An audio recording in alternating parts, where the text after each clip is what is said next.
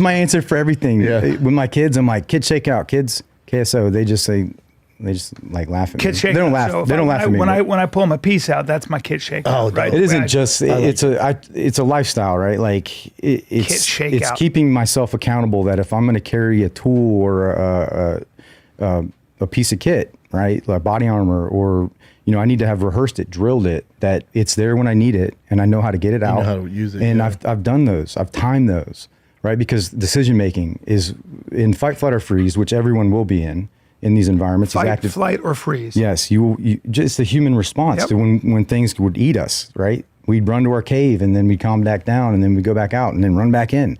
Like things have changed. Now everything's a fucking perceived threat. Yep. Because of how stimulating this environment, like our society is. So, our brain can't tell the difference between what a perceived threat to our life is and just in some types of stress.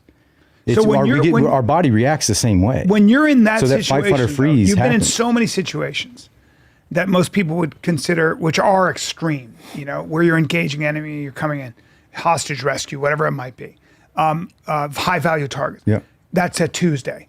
When you're walking through that Radisson Blue, where are your cortisol? Anywhere. I mean, you were running. Yeah. Yeah, you're running. What are your cortisol levels? What is your adrenaline at right now? Are you amped, or are you kind of controlling your breathing? So this is where, like the training that I do for Blue Bearing Solutions with the active shooter response stuff, I even do breath work in before we do the scenarios, just because it's something that I believe in. Now there's times and places for breath work, and it ain't 30 seconds out when you're about to make entry. It's like maybe when you're 2 minutes, 3 minutes out to responding, where you can do a little bit of box breathing, or you can do some sort of. Can you tell me what that is? The box breathing? Yeah, like what would be breath work? So if I'm nervous, you could do this anywhere, but it'd be, breathe in for 4 seconds, right? So you can just count in your head or count out loud as you're getting used to it. Hold for 4, exhale for 4, hold for 4, and then repeat. And that calms you down? It's a box, and you can literally draw You that. do that? Yeah. You can literally draw that out, and it's just one method. Would you do that before fights? Oh yeah. And stand up? I got with I do it before stand up. You see me do it before stand up. Yeah. Yeah, you do a lot of breathing. Look, I did it at the, not that I'm nervous, but Well, being around a celebrity like yeah, this is nerve-wracking, well, Brendan Schaub. What? Yeah. Don't say fucking Brendan Schaub, bro. Don't you say scary, man. By the way, he's a little scary. Even for an operator, but even for an operator, you look at him. I'm looking at it. He stood up. I was like, no, he's built like a NFL linebacker. Yeah, he's a thick dude. guy. I'm too short to be. No, but how tall are you? 5'11". Nah, dude, I'm perfect middle linebacker. Well, they took out. They took out some. 5'11", so just so you know. Wait, he wants to say 5'11". I appreciate you. No, I'm not the caveat. He has some wheels on him. They've too. taken some discs out. I got my neck fused already. So let's go 5'9", and it's fine. He gave himself 2 inches. Either way, he's a prom. He lied on our podcast. Either way, he's a prom. Just say squatty. Yeah, he's squatty. He's thick. No, he's sturdy. There you go. Sturdy. You're sturdy. See, but I think it. Can I say that? You know what you are? You're beefy. You're curvy. You're curvy. You are the kind of gal, if you're a gal and you walk by, when we're in a car and you walk by, if we make Kyle Morgan a lady, we're going to catcall him. We're going to get, you're all tits and ass. I'm trying to grow this You look hair like the letter out. S. Yeah, me too, brother. Your hair's getting all It's falling out now, though. I'm like, oh, man. Is it on top? But you got this cute curls behind you. Oh, no, your hair's good, dude. Not really. Nah, it's starting to thin. Hey, you're lying too now. It's not bad. I thought you were going to take it off and be a fucking... Just like a freaking clown. Yeah. It's like the middle's gone. We're going to I'm like, oh, bro. We're sending him to Turkey and we're going to get him, we're going to get a whole fucking the least they can I'll do. get the ass implants and... You don't need the ass implants. You don't need those, Bubba. You're nice and you're juicy. But I think it's good the more you talk about, you have this active shooter whole program, stuff like that. If I'm an active shooter and I know... It's got me fucking... Yeah, it's good, yeah. Man.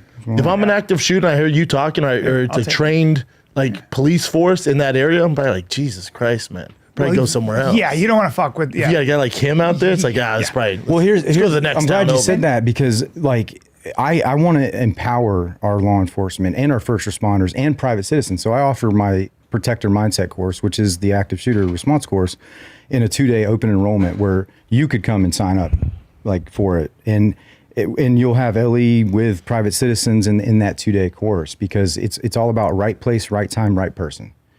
And that's the answer.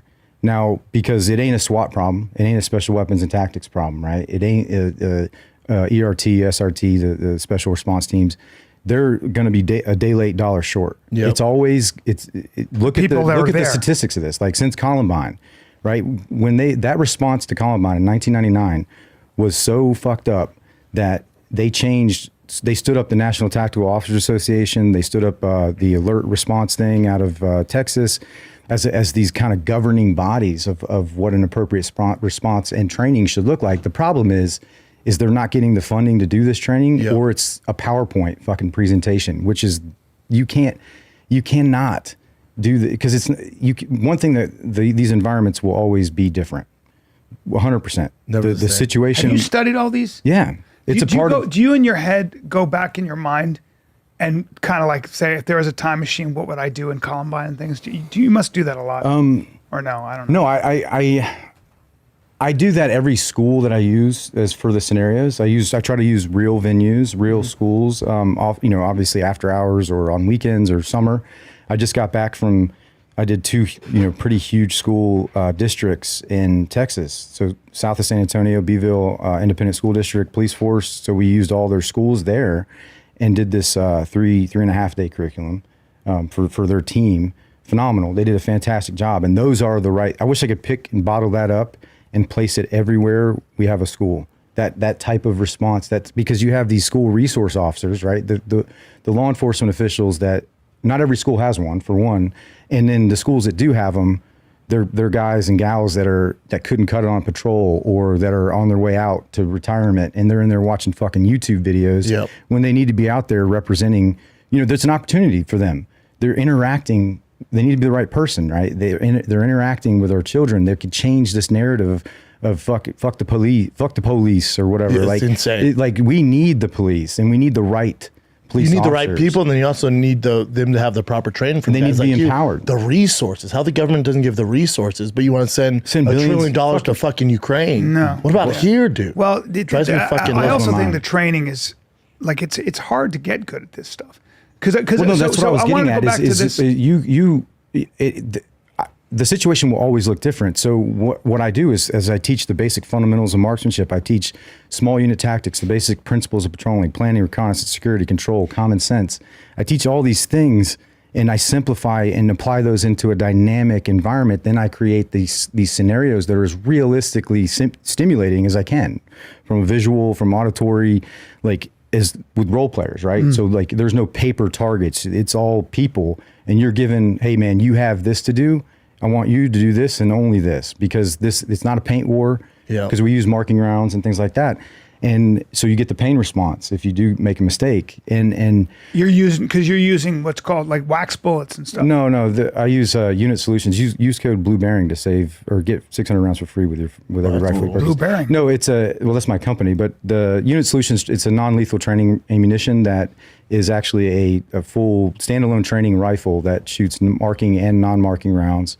And the beauty of it is it's rated as a non-firearm by the ATF, so you can pick it up. I can go into any place, right, and be like, hey, I want to come and do this training.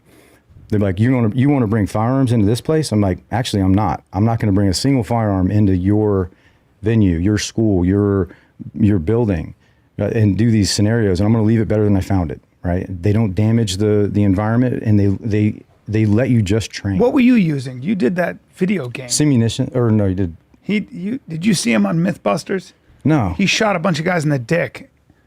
Yeah, they got mad. Yeah. Well, no, that's nothing. I mean, They wanted to Was see. it If, they wanted to see. If, simunitions? they Was wanted to it see like if a paint- human being could do what the video game guy did. Doom. He did. What'd you carry? What'd you have? What'd they put on you? They're Were they- paintballs. They were paintballs. He had to, they loaded put him all up with this 2 gear on machine me. guns, all Yeah, this so gear, and that's they the were like, beauty of this system is there's two other types of training munitions, right? So there's simunitions, SimFX, or UTM, or force on force. It's the same thing. Universal training munition. But the thing with all of those are they either have to switch out a bolt and put it in an actual rifle or a slide conversion, but they're all still firearms. And there's some sort of gunpowder, primers and things like that fire. And they've made it in the military and in law enforcement as hard to do live fire training as it is to do simunitions training. And this is coming from somebody that the unit I was in, we trained all the time because we didn't have all that red tape. We trained with those systems.